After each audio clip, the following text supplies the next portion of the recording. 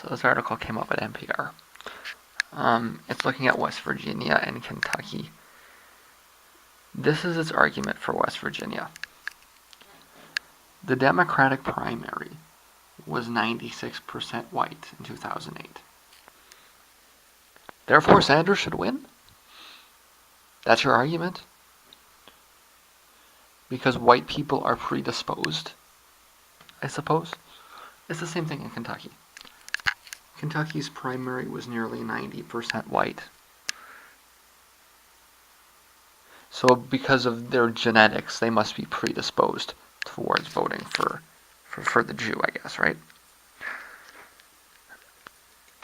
It's the kind of thing that drives me crazy. Okay, that's their argument. It's just the percentage of how many white people there are, and they think they can make a decision based on this is ridiculous, right? And in fact, I already debunked this, but I'll do it again, specifically as it applies to West Virginia and Kentucky. It's racist. Your argument is racist, okay? And it's racist, and it's what NPR is doing. It's not just NPR. Over and over again, media outlet after media outlet, it's a racist analysis, and it should be challenged strenuously. These are conservative, deep southeastern states. The white population in these states, and also in Indiana, which the article completely ignored, should be expected to behave the same way as the white populations in the similar states around them. That is Tennessee and Virginia and southern Ohio too. And Clinton carried the white population in these states by very large margins. 65-70%, okay? We'll do this again. These were results from March 1st. You can see that Clinton got about the same in all of them, but the number of white people fluctuated all over the place. 80, 67, 46, 61. That's only a couple of states. I could bring a few more in as well. Okay, but what you see when you look at those results is that support for Clinton does remain stable while race fluctuates. And what that means is that race is not a predictor variable. That is a proof. Okay, we could work it out. We could do the math. Okay, but looking at that is a proof. Okay. If you'd rather it be done, with lines, or with algebra, that's fine. If you understand, then that's enough. Okay? But the media will not cease, nor will they desist. The media is racist. It is a part of their job to be racist. And they must be called out on it at every opportunity. Voters make decisions based on the content of their characters, not on the color of their skins. And all meaningful evidence suggests that Clinton should be expected to carry the white vote in Kentucky, in West Virginia, and in Indiana by significant to overwhelming margins. Now that doesn't mean it's over. Like I say, I think that he can do well in Maryland, and I think that he could do better in California than this article suggests. I also think he can do better in New York, or at least I suggest that he must do better in New York. But I mean, broadly speaking, besides that, and I mean, I know they try to use the same logic. If there's more black people, then therefore. But I mean, that was debunked in Illinois as well, and Missouri. If you were looking purely at the demographics, Clinton would have won those states. She would have been pushing 60% in both of them. It's not as clear the other way around because there haven't been a lot of states with black liberals. All the states that have had black voting bases have been in the South, and they've been very conservative. So it comes up as a proxy variable, right?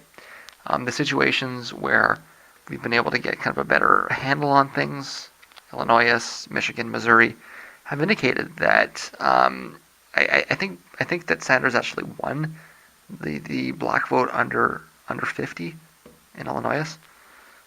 He has a hard time with older black people, but he has a whole hard time with older white people too.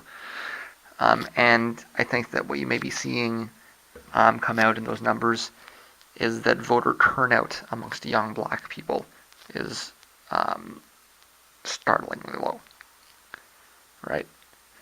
And so because if voter turnout amongst young black people is very low, then what you will see is that the only, well, not the only, but you will see a disproportionate number of older you will see a disproportionate number of black voters being older. So it will skew higher to the older age groups than the other demographics will. And that's why you see these numbers come up the way they do. But the only thing that you can really state with any objective truth is one, that Sanders does have a hard time with older voters, whether they're white or black, and two, Sanders does have a hard time with Southern voters, whether they're white or black, because they tend to lean to the right. There is no reason to expect anything that's come up to be predictive for the results in New Jersey or New York. Maryland is a little bit fishier because it's kind of a bit further down, but I mean, New Jersey is a northern state. New York is a northern state.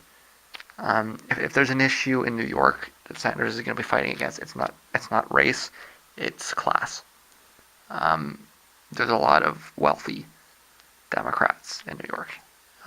That's his larger issue in New York. We'll see how that works out. But I mean, if you're talking about upstate New York, where people are largely doing pretty good, the kind of logic that may have prevailed 30, 40 years ago is not around anymore amongst Democrats in the upper middle classes. They're not really liberals. They're middle of the road moderate conservatives, and Hillary is their horse. It makes sense, right? And I mean he has a fight there. He can win young people. He can win black people. If he gets plowed in Albany, then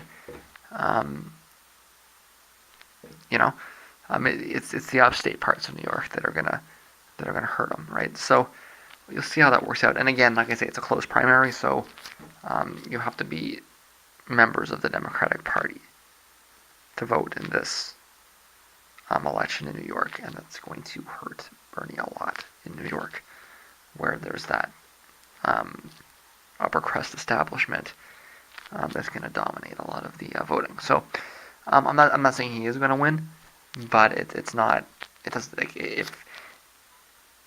have anything to do with skin color, and it's not going to have anything to do with skin color. But I mean, even if you want to have this argument, you have to look at the facts, and the facts are that is debunked. Okay, you can make the argument if you want, but don't try to tell me that the data supports it, because it doesn't at all. And we've seen it fail. So we've seen it fail as a predictive modeling, and it seems to be that the more that it fails, the more that the media repeats it, right? I mean, this was an idea that came out of what was it like there were 6 states that had voted, and they were all in the same region, and you think that you can create a model out of that you can. Maybe I should be clear. I don't think you can create a model at all. The idea that you can create a model and it will predict, I don't think that's possible. I think that you need to look at each state on a state-by-state basis. An election is not, there's no physical law underlying an election. It's not a physics problem.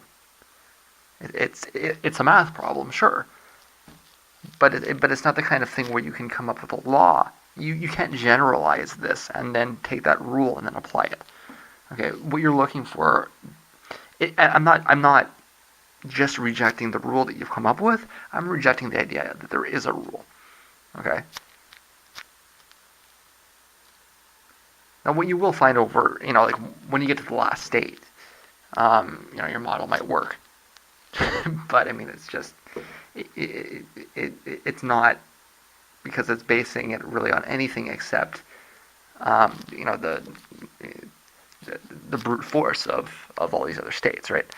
Um, if there's one state left, and one of the candidates is winning 47-3, well, then you can make a pretty good prediction that they will win because they won the last 47 states, right? Or they won 47. There's 50 of them. All right, so 47-2. They've won 47 of the last 49 states. You can make a pretty good prediction that they'll win the last one too, right? Not because of any skin color or whatever, And when the predictions do work out, it's going to have more to do with that, right? And sort of more the broad kinds of things that are around the specific states, right? I do think that you can do that. You can make a prediction on a state-by-state basis. You can say, this state has voted for this for the last 30 years, so it would make sense that they would do that again. But to say that black people in Georgia voted for one candidate, so therefore black people in Alaska should vote for that's racist. Okay, that's what that is. It's racist. And if that's your thinking, then you're a racist. And you might not realize it, but look at yourself in the mirror. Take a couple of glasses a couple of shots of scotch. Shake it off. Drop it and move on. It's racist. And if you want to argue in favor of racism, then do it. If not, stop promoting racist ideas. Okay. Bernie does have a path, but he's going to lose in those states. And you'll have to deal with that. We all will.